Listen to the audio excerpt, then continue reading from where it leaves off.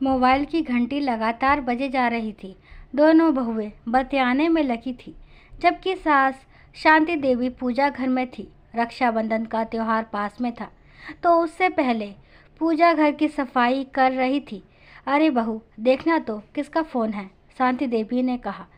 सुनकर वंदना उनके कमरे में गई और उनके फ़ोन को उठाकर देखा तो उस पर उसके भाई का फ़ोन था। देखकर वो हैरान रह गई कि भाई ने उसकी सास के मोबाइल पर कॉल क्यों किया है। उत्सुकतावश उसने फ़ोन उठाया और भाई से बात करने लगी। भाई से बात करते समय उसके चेहरे पर गुस्सा साफ झलकने लगा था। फ़ोन रखकर तमतमाते हुए वो बाहर आई और बोली, देखा प्रीति, मैंने तो तुझे पहले ही कहा था कि मायका सिर्फ माँ से होता है। देख लिया, मम्मी के जाते ही सब लोग बदल गए। हमें तो किसी ने पूछा भी नहीं, खुद ही निर्णय कर लिया कि रक्षाबंधन पर हमें कैसे आना है और क्या करना है। वंदना अपनी बहन प्रीति से शिकायत करते हुए बोली। क्या हुआ वंदना, किसका फ़ोन था? उसकी बड़ी बहन प्रीति ने पूछा। भाई ने मम्मी जी के फ़ोन पर फ़ोन किया था, ये कहने के लिए कि रक्षाबंधन के दिन तुम लोग आ जाना। जब हम लोग पहुँचेंगे तब वो हमारे लिए खाना ऑर्डर करके मंगाएगा, क्योंकि नैना भाभी तो अपने मायके गई हुई है। वंदना चिढ़ते हुए बोली। उसने ऐसा कहा? वंदना, सच ही कहा है तूने। मम्मी के जाने के बाद अब हमें कोई पूछता भी नहीं। अरे भाभी तो पराए घर की थी, लेकिन भाई तो अपना था। उसने तक कुछ नहीं कहा भाभी से। प्रीति ने भी हाँ में हाँ मिलाते हुए कहा। सच कहा दीदी, सारे रिश्ते सिर्फ दिखावे के हैं। मम्मी के रहते भाभी की मजाल थी जो राखी या भाई दूज पर अपने मायके चली जाती। नंदों के स्वागत के लिए घर पर ही रहती थी। लेकिन इस बार देखो भाई ने क्या जवाब दिया है। वंदना तिलमिलाते हुए बोली। अब छोड़ो ना, हमें क्या है, आधे एक घंटे के लिए जाना है, जाकर राखी बांधकर आ जाएंगे। प्रीति ने कहा। हाँ दीदी, राखी बांधी और रवाना हो जाएंगे। कोई खाना वाना खाने की ज़रूरत नहीं है, आखिर हमारा भी स्वाभिमान है। यूँ रास्ते में पड़े हुए नहीं हैं हम, और जाएंगे भी तब ही जब भाभी फ़ोन करके बुलाएगी। वंदना हाथों को नचाते हुए बोली। दोनों बैठकर अभी बतिया ही रही थी कि ये बातें पूजा करती हुई उनकी सास शांति देवी के कानों में भी पड़ रही थी। आखिर प्रीति और वंदना दोनों सगी बहनें एक ही घर में देवरानी जेठानी थी। दोनों बहुओं की बातें सुनकर वो काफ़ी हैरान थी।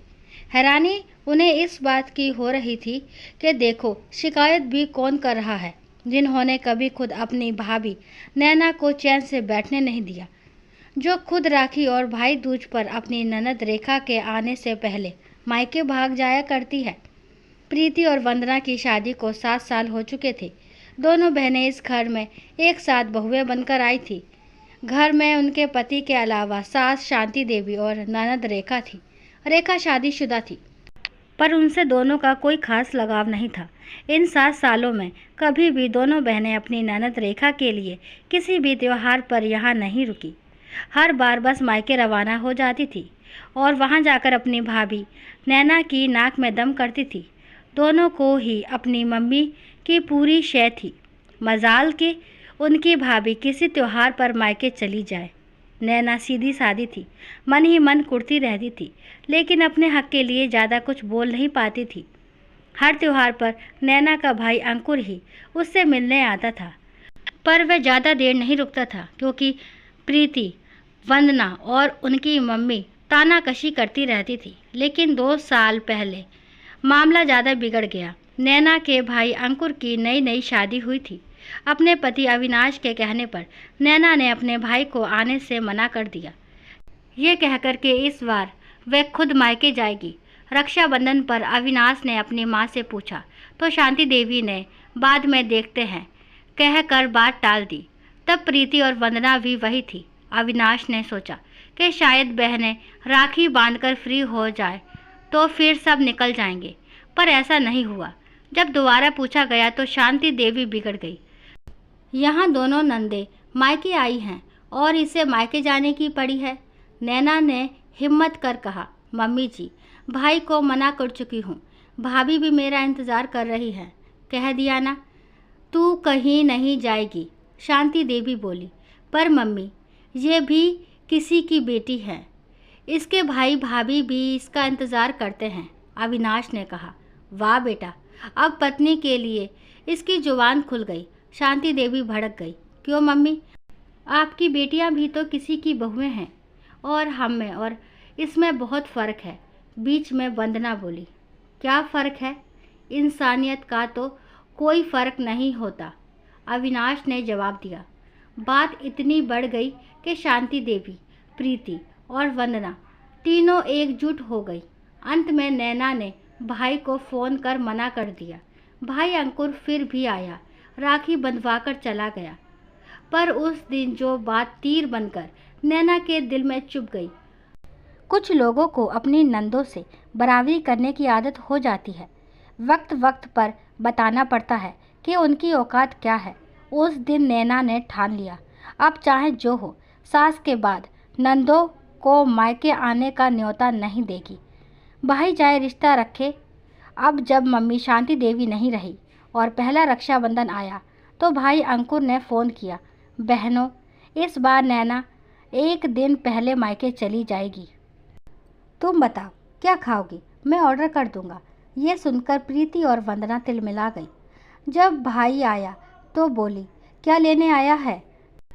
भाभी को तो रोक नहीं पाया, भाभी ने फ़ोन तक नहीं किया। अंकुर बोला, जिस भाभी को तुमने कभी अपनाया नहीं, उससे उम्मीद क्यों? मायका बनाए रखने की जिम्मेदारी क्या सिर्फ उसकी थी? तुमने तो कभी उसे मायके भी नहीं जाने दिया। फिर क्या हक बनता है तुम्हारा कि वो तुम्हें बुलाए? दोनों बहनें जानती थी कि गलती उन्हीं की थी, पर अहंकार के कारण मानने को तैयार नहीं थी। अब हर साल अंकुर आता है, राखी बंधवाकर चला जाता है, पर रिश्ता वही ठहर गया।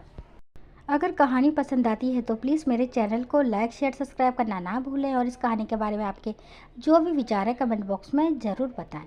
और कहानी को लास्ट तक सुनने के लिए थैंक यू। राम राम, राधे राधे।